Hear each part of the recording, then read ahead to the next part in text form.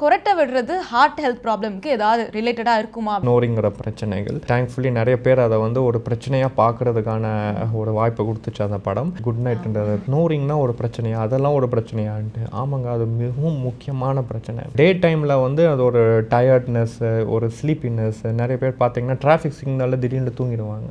அவங்களுக்கெல்லாம் இந்த ஸ்னோரிங் இருக்கா இல்லையான்னு செக் பண்ணணும். லைக்லி அதுதான் காரணமாக இருக்கும்.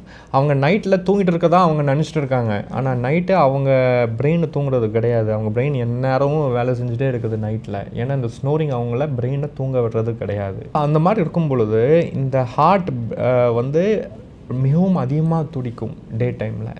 அப்போ இந்த ஏட்ரியல் ஃபிப்ரிலேஷனுங்கிறது ஒன்று வரதுக்கான வாய்ப்புகள் மிக அதிகம். Atrial fibrillation directly related to stroke. திடீர்னு ஒருத்தங்க ஸ்னோரிங் இஷ்யூ இருக்குது, அவங்களுக்கு ஸ்ட்ரோக் வந்திருக்குன்னா நடுவில் இருக்கிற லிங்கே இந்த ஹார்ட் தான். இந்த ஸ்லீப் ஸ்டடின்னு ஒன்று பண்ணி அவங்களுக்கு ஸ்னோரிங் எவ்வளோ அதிகமாக இருக்குதுன்னு கண்டுபிடிச்சி அதுக்கு ட்ரீட்மெண்ட் கரெக்டாக கொடுக்கணும். அப்போ தான் இந்த heart rate related, rhythm related ப்ராப்ளம்ஸை நம்ம தடுக்க முடியும். இல்லாட்டி ஸ்ட்ரோக்கில் போய் முடியும்.